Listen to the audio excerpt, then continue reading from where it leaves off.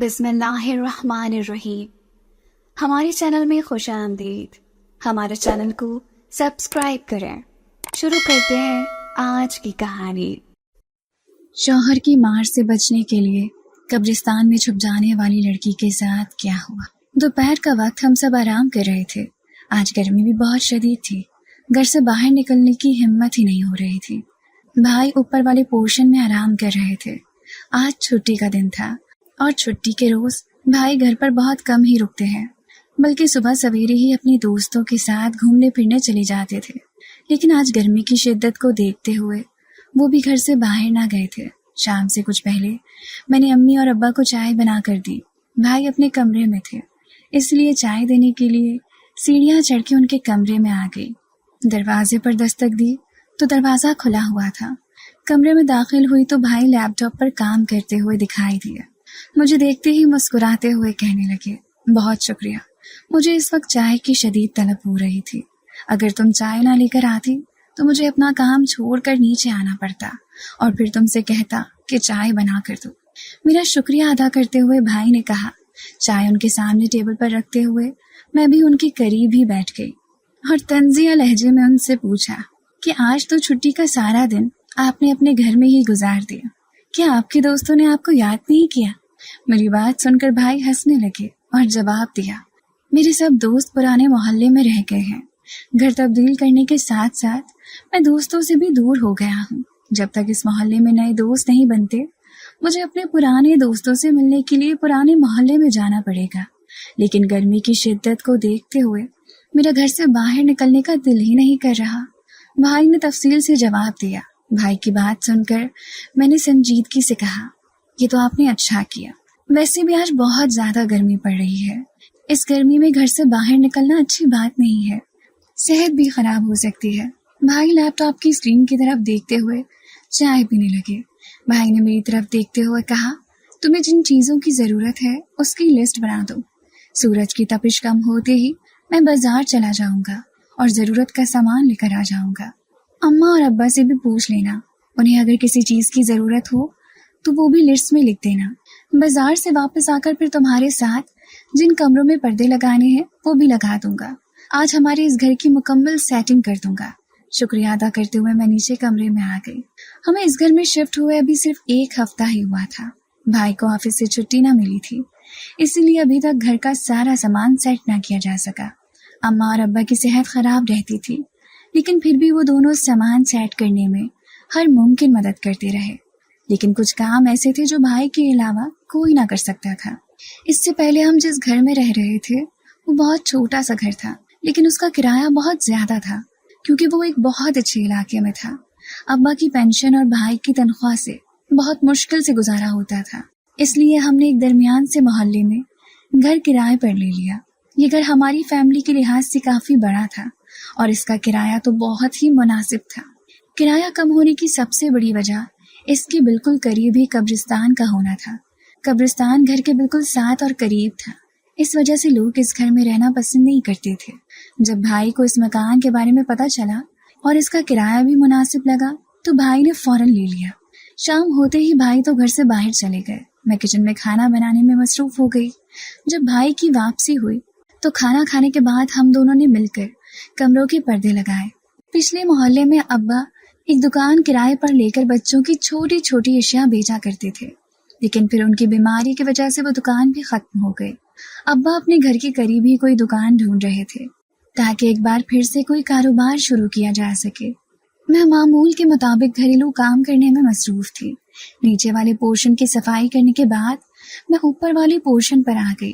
اس portion پر 3 کمرے تھے، لیکن ایک ہی کمرہ استعمال ہو رہا تھا۔ بھائی کے کمرے کی صفائی کرتے ہوئے مجھے گھٹن اور حبس کا احساس ہوا تو میں نے گھر کے باہر والی کھڑکی کھول دی تاکہ تازہ ہوا کا گزر ہو سکے۔ کھڑکی کھولتے ہی سامنے قبرستان دکھائی دینے لگا۔ تپتی دوپہر میں قبرستان کی خاموشی بہت ہولناک محسوس ہو رہی تھی۔ یہ دوپہر کا وقت تھا، اس وقت ہر طرف خاموشی ہی خاموشی تھی، کیونکہ گرمی کی شدت کی وجہ سے لوگ گھروں کے اندر رہنے پر مجبور تھے کہ اچانک ہی اس تپتی سنسان دوپہر میں مجھے قبرستان کے دروازے سے ایک لڑکی داخل ہوتے ہوئی دکھائی دی۔ یہ قبرستان بہت بڑا تھا، اس کے داخلی دروازے بھی 2 طرف تھے، ایک دروازہ تو ہمارے گھر کی دیوار سے کچھ ہی فاصلے پر تھا، اس لیے وہ لڑکی مجھے قبرستان میں داخل ہوتے ہوئے آسانی سے نظر آ رہی تھی۔ مجھے اس لڑکی کی بہادری پر حیرت ہو رہی تھی جو اس تپتی اور سنسان دوپہر میں بالکل اکیلی قبرستان میں آ گئی تھی۔ شاید وہ کسی اپنے عزیز کی قبر پر آئی ہو۔ اس لڑکی کی طرف دیکھتے ہوئے میں نے سوچا وہ مختلف قبروں سے گزرتے ہوئے آگے جا رہی تھی۔ اس کو نظر انداز کرتے ہوئے میں اپنے کام میں مصروف ہو گئی، لیکن میرا دھیان بار بار اس لڑکی کی طرف جا رہا تھا جو بالکل اکیلی تھی اور نہ جانے قبرستان میں کیا کرنے کے لیے آئی تھی۔ آدھی رات کا وقت تھا جب اچانک ہی شور کی آواز سنائی دینے لگی۔ شور کی آواز ہمارے گھر کے باہر سے آ رہی تھی۔ ایسا لگ رہا تھا بہت سے لوگ لڑ رہے ہیں۔ شور کی آواز سن کر ابا اور بھائی گھر سے باہر چلے گئے۔ ابا نے مجھے اور اماں کو گھر کا دروازہ بند کرنے کے لیے کہہ دیا۔ میں دل ہی دل میں دعا مانگ رہی تھی، یا اللہ سب خیر کرنا۔ رات کے اس پہر نہ جانے کیا ہوا ہوگا۔ کچھ ہی دیر بعد ابا اور بھائی کی واپسی ہوئی۔ جیسے ہی ابا کمرے میں داخل ہوئے، اماں نے فکر مندی سے پوچھا، شور کیوں ہو رہا تھا؟ شور کی وجہ کیا تھی؟ مجھے تو ایسا لگ رہا تھا باہر گلی میں بہت سے لوگ کھڑے ہیں اور آپس میں لڑ رہے ہیں۔ اماں کے سوال پر ابا نے کہا، فکر مندی کی کوئی بات نہیں ہے، تم پریشان مت ہو، اللہ تعالیٰ سب بہتر کرے گا۔ بھائی بھی ابا کے ساتھ ہی بیٹھ کے ایک سائڈ پر بیٹھ گئے۔ اماں نے ابا کی طرف دیکھتے ہوئے کہا، میں تو دل ہی دل میں اللہ تعالیٰ سے دعائیں مانگ رہی تھی کہ اللہ تعالیٰ سب خیر کرے، لیکن پھر بھی کوئی وجہ تو ہوگی جو سارا محلہ آدھی رات کے وقت باہر گلی میں جمع ہو گیا۔ ابا نے اقرار میں سر ہلاتے ہوئے کہا، ہمارے گھر کے سامنے والے گھر کی چھت پر ایک لڑکا سو رہا تھا۔ گرمی کی وجہ سے اس کی آنکھ کھل گئی۔ وہ چھت پر ادھر ادھر ٹہلنے لگا۔ اس نے دیکھا کہ رات کے اس وقت ایک لڑکی بالکل تنہا قبرستان کے گیٹ سے اندر داخل ہوئی۔ یہ دیکھ کر وہ حیرت زدہ رہ گیا۔ اس نے اپنے بھائی کو بتایا اور پھر وہ دونوں اس عورت کو دیکھنے کے لیے قبرستان گئے۔ انہیں دیکھتے ہی وہ عورت بھاگ گئی۔ وہ دونوں بھائی شور کرنے لگے تاکہ اسے پکڑ سکیں۔ محلے کے بہت سے لوگ اس عورت کو پکڑنے کی کوشش میں دونوں بھائیوں کے ساتھ شامل ہو گئے، لیکن وہ عورت ان کے ہاتھ نہ آ سکی، نہ جانے کہاں غائب ہو گئی۔ اس کو تلاش کیا جا رہا ہے۔ ابا نے تفصیل سے اماں کو بتایا۔ ابا کی بات سنتے ہی مجھے چند دن پہلے والا واقعہ یاد آ گیا، جب دوپہر کے وقت میں نے ایک لڑکی کو قبرستان کے دروازے سے اندر داخل ہوتے ہوئے دیکھا تھا۔ حیرت بھری نگاہوں سے اماں اور ابا بھائی کی طرف دیکھتے ہوئے میں نے کہا، چند دن پہلے میں نے دوپہر کے وقت ایک لڑکی کو بالکل اکیلے قبرستان میں داخل ہوتے ہوئے دیکھا تھا۔ میں بھی یہی سوچ رہی تھی کہ یہ لڑکی کتنی بہادر ہے، اس سنسان ویران دوپہر میں اکیلے ہی قبرستان آ گئی۔ میرا خیال تھا کہ شاید وہ کسی اپنے پیارے کی قبر پر آئی ہوگی۔ میری بات سن کر سب حیرت بھری نظروں سے میری طرف دیکھنے لگے۔ اماں نے اپنا ماتھا پیٹتے ہوئے بے بسی سے کہا، نہ جانے اب لوگوں کو کیا ہو گیا ہے، مرے ہوئے لوگوں کو بھی آرام نہیں کرنے دیتے۔ اللہ ہی جانتا ہے اب وہ عورت کون ہے اور قبرستان میں کیا تلاش کر رہی ہے، کون سے خزانے دفن ہے جنہیں وہ کھود لینا چاہتی ہے۔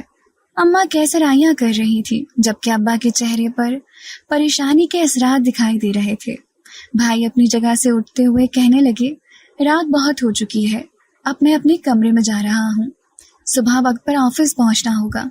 نیند پوری نہ ہونے کی وجہ سے سارا دن بہت خراب گزرتا ہے۔ ابا نے سر ہلا کر انہیں جانے کی اجازت دے دی۔ رات ختم ہونے کے قریب تھی۔ اپنے کمرے میں آ کر مجھے نیند نہیں آ رہی تھی۔ میں اس لڑکی کے بارے میں سوچتی رہی۔ اب تو محلے کے لوگوں نے قبرستان کے آس پاس پہرا دینا شروع کر دیا تھا تاکہ اس عورت کو پکڑا جا سکے جو رات کے اندھیرے میں قبرستان میں نہ جانے کیا کرنے کے لیے آتی ہے۔ اس عورت کے حوالے سے پورے محلے میں مختلف خبریں گردش کر رہی تھیں۔ کوئی اسے بد کردار اور کوئی اسے جادوگرنی کہہ رہا تھا۔ ہر شخص کی اپنی اپنی رائے تھی۔ اب تو محلے کے لوگوں نے قبرستان کے آس پاس پہرا دینا شروع کر دیا تھا تاکہ اس عورت کو پکڑا جا سکے جو رات کے اندھیرے میں قبرستان نہ جانے کیا کرنے کے لیے گئی تھی۔ اس عورت کے حوالے سے پورے محلے میں خبریں گردش کر رہی تھی۔ کوئی اسے بد کردار اور کوئی اسے جادوگرنی کہہ رہا تھا۔ ہر شخص کی اپنی اپنی رائے تھی۔ اب تو میں بھی اکثر بھائی کے کمرے کی کھڑکی کھول کر قبرستان کی طرف دیکھا کرتی تھی، لیکن اس روز کے بعد مجھے وہ لڑکی کبھی دکھائی نہ دی۔ آہستہ آہستہ سب اس واقعے کو بھولنے لگے۔ پہلے کی طرح ہی میں نے خود کو گھر کے کاموں میں مصروف کر لیا تھا۔ اب محلے داروں سے بھی ہماری کچھ واقفیت ہو چکی تھی۔ اماں اکثر اپنی ہم عمر خواتین کے ساتھ باہر گلی میں بیٹھ جایا کرتی تھی. ان کا دل بھی لگ گیا تھا. ابا کو بھی گلی کے کونے میں ہی ایک خالی دکان مل گئی تھی جس میں ابا نے بچوں کے کھانے پینے کی چیزیں رکھ لی تھی. وہ بھی مصروف ہو گئے تھے. ابا دکان پر اور اماں دروازے کے باہر کرسی رکھ کر بیٹھی ہوئی تھی اور سامنے والی آنٹی سے باتیں کرنے میں مصروف تھی. میں کپڑے دھو کر چھت پر پھیلا رہی تھی جب اچانک ہی میری نظر قبرستان کی طرف گئی اور پلٹنا ہی بھول گئی. مجھے قبرستان میں ایک عورت دکھائی دی لیکن وہ مجھ سے کافی فاصلے پر تھی. مجھے اسے پہچاننے میں بالکل بھی دیر نہ لگی تھی کیونکہ اس عورت نے آج بھی وہی لباس پہنا ہوا تھا جب اس سے پہلے ایک بار میں نے کسی عورت کو قبرستان میں داخل ہوتے ہوئے دیکھا تھا. کالے رنگ کا لباس اور سبز رنگ کی چادر اوڑھی ہوئی وہ عورت مجھے دور سے دکھائی دے رہی تھی. وہ زمین پر بیٹھی ہوئی نہ جانے کیا کر رہی تھی. دور سے کچھ واضح دکھائی نہیں دے رہا تھا. میں محلے والوں کو اس عورت کے بارے میں بتانا چاہتی تھی لیکن میں نے خود کو روک لیا. نہ جانے کون عورت ہے, کیا کرتی ہے, ہو سکتا ہے اس کی کوئی مجبوری ہو. یہ سوچ کر میں نے خاموشی اختیار کر لی. سارا دن میں اس عورت کے بارے میں سوچتی رہی لیکن مجھے کچھ سمجھ نہیں آ رہا تھا کہ وہ قبرستان میں کرتی کیا ہوگی.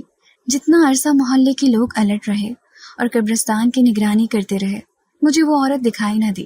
لیکن اب لوگ دوبارہ اپنے کاموں میں مصروف ہو گئے تھے اور قبرستان کی نگرانی ختم کر دی گئی تھی. وہ عورت مجھے دوبارہ دکھائی دی. اس سے مجھے یہ اندازہ تو ہو چکا تھا کہ یہ عورت بھی اس محلے کی ہے جسے محلے کی تمام خبر ہوتی ہے. اس پراسرار عورت کے بارے میں سبھی جاننے کی کوشش کر رہے تھے لیکن کوئی سراغ نہیں مل رہا تھا. میں گہری نیند میں سو رہی تھی جب مجھے تیز تیز قدموں کی آواز سنائی دی. آواز سیڑھیوں کی طرف سے آ رہی تھی. میں جلدی سے اٹھ کر اپنے کمرے کے دروازے پر آ گئی. بھائی بہت تیزی سے سیڑھیاں اتر کر نیچے آ رہے تھے. مجھے جاگتے ہوئے دیکھ کر تیزی سے کہا, دروازہ مضبوطی سے بند کر دو, میں باہر جا رہا ہوں. میں نے قبرستان میں ایک عورت کو دیکھا ہے, آج پتہ چل ہی جائے گا کہ یہ عورت کون ہے, تیزی سے کہتے ہوئے بھائی گھر سے باہر نکل گئے. میں انہیں روک لینا چاہتی تھی لیکن انہوں نے اتنا وقت ہی نہ دیا. وہ بہت تیزی سے دروازے سے باہر چلے گئے. ان کے جانے کے بعد میں نے دروازے کو اندر سے بند کیا اور بستر پر آ کر لیٹ گئی. اب مجھے نیند نہیں آ رہی تھی. بار بار اس عورت کا خیال آ رہا تھا. بہت دیر ہو چکی تھی. بھائی ابھی تک واپس نہیں آئے تھے. جب بھائی کی واپسی ہوئی تو وہ بہت مایوس اور پریشان دکھائی دے رہے تھے. آج پھر وہ عورت بھاگ گئی ہے لیکن اب میں نے فیصلہ کر لیا ہے کہ جب تک اس کو پکڑ نہ لوں میں آرام سے نہیں بیٹھوں گا. میں اب اپنے کمرے کی کھڑکی سے قبرستان کی نگرانی کیا کروں گا. بھائی بہت غصے میں کہہ رہے تھے. میں نے سنجیدگی سے پوچھا, اسے کیسے پتا چلا کہ آپ اسے پکڑنے کے لیے آ رہے ہیں؟ میں نے محلے کے 2-3 لڑکوں کو فون پر ساری صورتحال سے آگاہ کر دیا تھا لیکن شاید رات کی خاموشی میں اسے کچھ محسوس ہو گیا اس لیے وہ بھاگ گئی. ہم نے اسے پکڑنے کی بہت کوشش کی لیکن وہ نہ جانے کہاں چلی گئی. اندھیری کی وجہ سے ہم اسے تلاش نہیں کر سکے. بھائی نے افسوس بھرے لہجے سے کہا. کچھ دیر تک بھائی اپنے غصے کا اظہار کرتے رہے اور پھر کمرے میں چلے گئے. محلے میں ایک بار پھر اس پراسرار عورت کے بارے میں باتیں ہونے لگی. ایک بات سب کو حیران کرتی تھی کہ وہ عورت قبرستان میں خالی ہاتھ ہی ہوتی تھی. کبھی اس کے پاس کوئی سامان وغیرہ نہیں ہوتا. اگر تو وہ کوئی عمل کرتی تھی, کوئی جادو ٹونا کرنے والی عورت ہوتی تو اس کے پاس مخصوص قسم کا سامان ہوتا. لیکن اس کا پیچھا کرنے والے لڑکوں کا کہنا تھا وہ تو بالکل خالی ہاتھ ہوتی ہے. اب تو محلے میں نہ جانے کیا کیا باتیں گردش کر رہی تھی. کوئی کہتا کہ وہ انسان نہیں ہے, کوئی دوسری مخلوق ہے جس تک کوئی انسان نہیں پہنچ سکتا, پلک جھپکتی ہی غائب ہو جاتی ہے. اب تو میں بھی خوف محسوس کرتی تھی. مجھے بھی محلے والوں کی باتوں میں سچائی محسوس ہوتی تھی کہ وہ عورت صرف دکھائی دیتی ہے لیکن کوئی اس تک پہنچ نہیں سکتا. اس کا تو یہی مطلب ہو سکتا ہے کہ وہ عام انسان نہیں بلکہ کوئی دوسری مخلوق ہے جو پلک جھپکتی ہی غائب ہو جاتی ہے. اماں, ابا اور میں نے بھائی کو سمجھانے کی کوشش کی کہ انہیں اس مسئلے میں ٹانگ اڑانے کی ضرورت نہیں ہے. ایسا نہ ہو کہ آپ خود کسی مصیبت میں پھنس جائیں. ہمارے سامنے تو بھائی نے ہماری بات سے اتفاق کر لیا لیکن اب ان کے دل میں کیا چل رہا تھا یہ تو ہم نہیں جان سکتے تھے. محلے کے نوجوان لڑکے اب قبرستان کی خفیہ نگرانی کر رہے تھے تاکہ اس عورت کو پکڑا جا سکے. کچھ دن تو پرسکون گزر گئے. اس پراسرار عورت کے متعلق ہونے والی باتیں بھی اب دم توڑ گئی تھی. ہمارے محلے کے ایک گھر میں قرآن خوانی کی محفل سجائی جا رہی تھی جس میں مجھے اور اماں کو شرکت کرنے کے لیے خصوصی دعوت دی گئی تھی. میں محلے میں کسی کے گھر نہ جاتی تھی لیکن قرآن خوانی کی دعوت کو انکار نہیں کر سکی, اس لیے اماں کے ساتھ چلی آئی. محلے کی تقریباً سبھی خواتین قرآن پاک پڑھ رہی تھیں. मैं और अम्मा भी एक कोने में जाकर बैठ गईं और सिपारे पढ़ने लगी। अचानक ही मेरी निगाह कमरे के दरवाजे पर गई तो मैं हैरत से देखने लगी, क्योंकि एक औरत कमरे के दरवाजे से अंदर दाखिल हुई थी। उसने चादर का घूंघट निकाला था, जिसकी वजह से उसका चेहरा दिखाई नहीं दे रहा था। वो बिल्कुल मेरे सामने ही कुछ फासले पर आकर बैठ गई। उस औरत को देखकर मैं चौंक गई थी। इसकी वजह ये थी कि उस औरत का लिबास बिल्कुल वैसा ही था जैसा मैंने कब्रिस्तान में दाखिल होने वाली औरत का देखा था। वही चादर और कपड़े मैंने फौरन पहचान लिया। मैं बहुत तवज्जो से उस औरत की तरफ देखने लगी। उसने भी शायद मेरी नजरों को महसूस कर लिया था, इसीलिए निगाह उठाकर मेरी तरफ देखा और फिर सर झुका लिया और चादर के पल्लू से चेहरे को मजीद ढांप रही थी। कुरान ख्वानी मुकम्मल करने के बाद दुआ का एहतमाम किया गया था। मैं मुसलसल उसी औरत को तलाश कर रही थी, लेकिन वो तो अब मुझे दिखाई नहीं दी, न जाने कहाँ चली गई। दुआ के बाद खाना खाते हुए भी मैं मुसलसल उसको इधर उधर तलाश कर रही थी, लेकिन वो मुझे कहीं दिखाई ना दी। अब तो मैं मुस्तकिल तौर पर कब्रिस्तान की निगरानी करती। जब भी मुझे वक्त मिलता भाई के कमरे में आ जाती या छत पर जाकर तांग झांक कर लेती, लेकिन मुझे वो औरत उसके बाद दोबारा कभी दिखाई ना दी। मोहल्ले के एक बुजुर्ग फौत हो गए। जनाजे के बाद उन्हें उसी कब्रिस्तान में दफना दिया गया, लेकिन मोहल्ले भर में ये बातें हो रही थी और मशवरे किए जा रहे थे कि न जाने कौन औरत है जो आधी रात को कब्रिस्तान में दाखिल होती है। उसका मकसद क्या होता है कोई नहीं जानता था। सब कैसे राइयां कर रहे थे। कोई कहता हो सकता है कि वो पुरानी कब्रों में से इंसानी हड्डियां निकाल कर जादू करती हो, और कोई कह रहा था नहीं वो मुर्दा गोश्त खाती होगी। तरह तरह की बातें पूरे मोहल्ले में गर्दिश कर रही थी। यही फैसला हुआ कि रात को कब्रिस्तान में पहरा दिया जाएगा ताकि किसी भी किस्म के हादसे से बचा जा सके। ये सबसे अच्छा फैसला था, इसीलिए मुकम्मल तौर पर न सिर्फ कब्र की बल्कि पूरे कब्रिस्तान की निगरानी की जा रही थी। इन दिनों में पुरसुकून थी, क्योंकि मैं जानती थी कि कब्रिस्तान में अकेले दाखिल होने वाली औरत इसी मोहल्ले की है। उसे भी इन सब हालात का पता होगा। एक हफ्ते के बाद कब्रिस्तान की निगरानी का काम खत्म कर दिया गया, क्योंकि सब लोग ही अपनी अपनी जिंदगी में मसरूफ और मजबूर होते हैं। जब से मुझे इस बात का इल्म हुआ था कि अब कब्रिस्तान की निगरानी नहीं की जा रही, मैं चौकन्ना हो गई थी। दिन में कई बार छत पर जाती और कब्रिस्तान की तरफ झांक कर देखती, लेकिन मुझे मायूसी हो रही थी, क्योंकि बहुत दिन गुजरने के बाद भी मुझे वो औरत दिखाई ना दी। एक रोज मामूल के मुताबिक भाई के कमरे की सफाई करते हुए मैंने खिड़की से बाहर झांक कर देखा तो मुझे हैरत का शदीद झटका लगा, क्योंकि वो औरत मुझे पुरानी कब्रों की तरफ जाती हुई दिखाई दी। वो बहुत तेजी से आगे बढ़ रही थी। मैंने उसे उसकी चादर से पहचान लिया था। एक झाड़ी के करीब जाकर वो रुक गए, पीछे मुड़कर देखा और छुपकर बैठ गई। मैं हैरत से उसे देखती रही। मेरा जी चाह रहा था कि फोन करके भाई को इत्तला दूं, लेकिन फिर मैंने हालात को खुद ही जानने की कोशिश की। मैं टिकटिकी बांधकर उस औरत की तरफ देख रही थी, जो कि झाड़ी के पीछे छुपकर बैठ गई थी। बहुत देर हो चुकी थी, लेकिन वो दोबारा सामने न आई। अब तो मुझे भी फिक्र होने लगी थी। अम्मा अपने कमरे में अकेली थी। मुझे गैर हाजिर पाकर परेशान हो जाती। मुझे उस औरत पर शदीद गुस्सा आ रहा था, जो छुपकर बैठ गई थी। ना चाहते हुए भी मुझे भाई का कमरा छोड़ना पड़ रहा था, क्योंकि अम्मा नीचे वाले पोर्शन में बिल्कुल अकेली थी। अभी मैं चंद कदम ही पीछे मुड़ी थी कि वो औरत मुझे झाड़ी के पीछे से निकलती हुई दिखाई दी। गर्दन घुमाकर इधर उधर देखा और फिर जिस जगह से कब्रिस्तान की दीवार गिरी हुई थी वहां से बाहर निकल गई। सीढ़ियां उतरते हुए मैं उस औरत के बारे में सोच रही थी।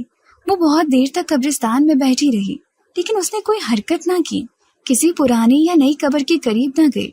फिर वो कब्रिस्तान में इतनी देर क्यों बैठी रही? और मुझे ऐसा लग रहा था कि वो छुपकर बैठी हुई है। उसे खौफ था कि कोई उसके पीछे आ जाएगा। बार बार पीछे भी मुड़कर देख रही थी। रात के खाने से फारिग होकर मैंने भाई को उस औरत के मुतालिक बताया। मेरी बात सुनकर भाई हैरत ज़दा रह गए।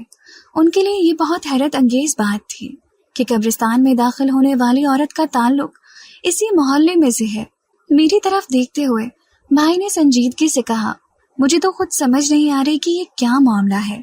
औरतें अपने अजीजों क़ारिब की कब्रों पर जाती हैं और उन पर फातिहा ख़्वानी भी करती हैं। इसमें हैरत की कोई बात नहीं है, लेकिन जिस औरत के बारे में तुम बता रही हो वो हमेशा तुम्हें अकेले ही दिखी है। ये बात हैरत अंगेज है कि वो रात के अंधेरे में भी कब्रिस्तान जाती है, जबकि मर्द हजरात भी रात को तन्हा कब्रिस्तान की तरफ जाते हुए घबराते हैं। भाई की बात सुनकर मैं भी कुछ सोचने लगी। نہ جانے اس معاملے کے پیچھے کیا راز تھا جس کی ہمیں سمجھ نہیں آ رہی تھی۔ اب میں نے اس قبرستان والے معاملے سے خود کو الگ کرنے کی کوشش کی، کیونکہ مجھے بہت زیادہ ٹینشن ہو جاتی تھی، جس کی وجہ سے میرا سر درد کرنے لگتا۔ میں بار بار اسی عورت کے بارے میں سوچتی، کبھی مجھے وہ بہت پراسرار لگتی اور کبھی بہت مظلوم۔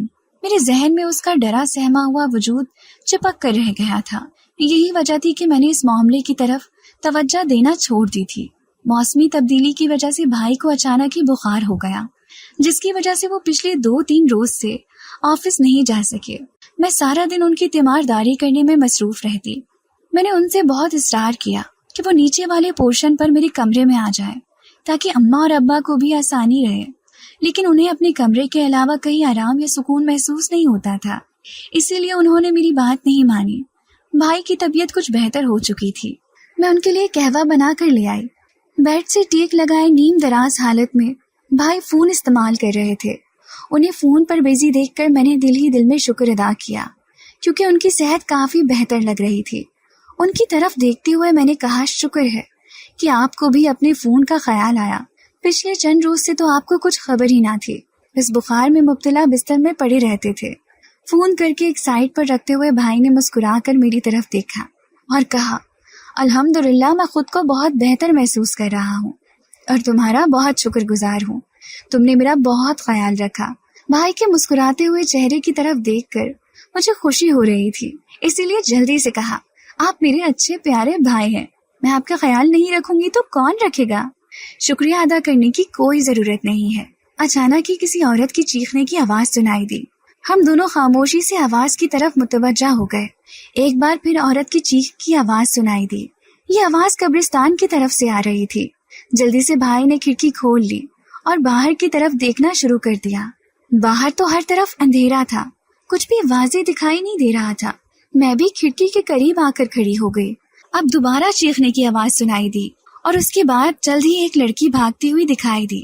وہ بھاگ کر قبرستان کے گیٹ کی طرف جا رہی تھی، لیکن وہ بہت ڈر رہی تھی۔ وہ کیوں ڈر رہی تھی اور کس سے ڈر کر بھاگ رہی تھی یہ تو ہمیں دکھائی نہیں دیا، لیکن وہ عورت قبرستان کے گیٹ کے قریب پہنچ کر لڑکھڑاتی ہوئی زمین پر گر گئی۔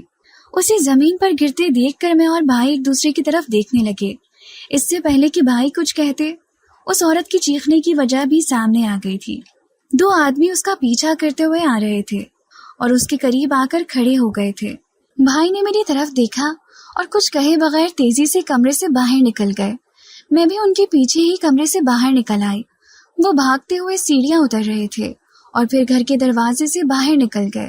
اپنے گھر کے دروازے تک پہنچ کر میں رک گئی۔ باہر گلی میں جانا میں نے مناسب نہ سمجھا۔ کچھ دیر بعد بھائی کی جب واپسی ہوئی تو وہ اس بے ہوش عورت کو بھی بازو میں اٹھا کر لا رہے تھے۔ میں نے جلدی سے دروازہ کھول دیا۔ بھائی نے اس عورت کو میری بستر پر لٹا دیا۔ وہ ابھی تک بے ہوش تھی۔ اس کا چہرہ دیکھ کر ہم دونوں حیرت زدہ رہ گئے۔ چہرے پر مار پیٹ کے نشانات اور آنکھ پر بھی زخم کا نشان تھا۔ اس کی حالت دیکھ کر مجھے بہت افسوس ہوا۔ اماں اور ابا کو بھی ہم نے ساری صورتحال سے آگاہ کر دیا۔ تھوڑی دیر بعد اس عورت کو ہوش آیا تو خود کو آرام دہ بستر پر دیکھ کر حیرت زدہ رہ گئی۔ وہ بار بار خوفزدہ نگاہوں سے ہمارے چہروں کی طرف دیکھ رہی تھی۔ اماں اس کے قریب بیٹھ گئی اور اسے تسلی دینے لگی۔ بیٹی، گھبرانے کی ضرورت نہیں ہے، تم بالکل بھی پریشان مت ہو اور مجھے بتاؤ کہ تم کون ہو اور رات کے اس وقت قبرستان میں کیا کر رہی ہو۔ اماں کی تسلی دینے پر وہ کچھ مطمئن دکھائی دینے لگی۔ اماں نے میری طرف دیکھتے ہوئے کہا کہ اس کے لیے پہلے پانی لے کر آؤ اور پھر کچھ کھانے پینے کے لیے بھی لاؤ، یہ مجھے بھوک ہی لگ رہی ہے۔ ابا نے بھی اسے تسلی دی۔ اب وہ پہلے سے بہت بہتر اور مطمئن دکھائی دینے لگی۔ پانی پلانے کے بعد میں جلدی سے اس کے لیے کھانا لے آئی۔ اسی دوران اماں اور ابا اس سے نارمل انداز میں باتیں کر رہے تھے۔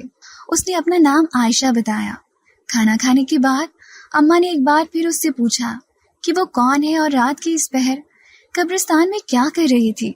وہ کچھ دیر سوچتی رہی اور پھر انتہائی سنجیدگی سے کہنے لگی، میں اس محلے میں رہتی ہوں، میرے والدین انتقال کر گئے ہیں، میں اپنی سگی خالہ کی بہو ہوں، میرے والد کا سارا کاروبار میرے شوہر نے سنبھال لیا ہے کیونکہ میں اپنے والدین کی اکلوتی اولاد تھی۔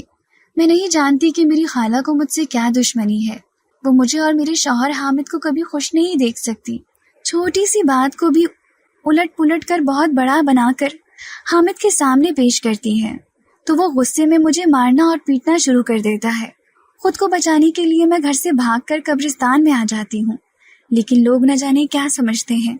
ऐसा कुछ भी नहीं है, मैं तो अपनी जान बचाते हुए कब्रिस्तान में आकर छुपती हूँ। कई बार हामिद मेरा पीछा करते हुए इस गली में भी आ जाते हैं, लेकिन उन्हें इस बात की खबर नहीं है कि मैं कब्रिस्तान में छुप जाती हूँ। इंतहाई दुखी लहजे से आयशा ने अपनी कहानी हमें सुनाई, जिसे जानकर हम सब बहुत दुखी हो गए थे। अब्बा ने उसके सर पर शफकत से हाथ रखा और यकीन दिलाया कि हम सब उसके साथ हैं। उसके शौहर हामिद और उसकी सास को समझाने की कोशिश करेंगे। अगर फिर भी वो अपनी हरकतों से बाज न आए तो उनसे जान छुड़वा लेंगे। अब्बा ने आयशा से कहा कि वो उसे बिल्कुल अपनी बेटी की तरह समझ रहे हैं और हमेशा अपनी बेटी ही समझेंगे, इसलिए वो बेफिक्र हो जाए। आज के बाद कब्रिस्तान में छुपने के बजाय हमारे घर आ जाना। अकेली औरत को देखकर तो नशे पीछे पड़ गए थे।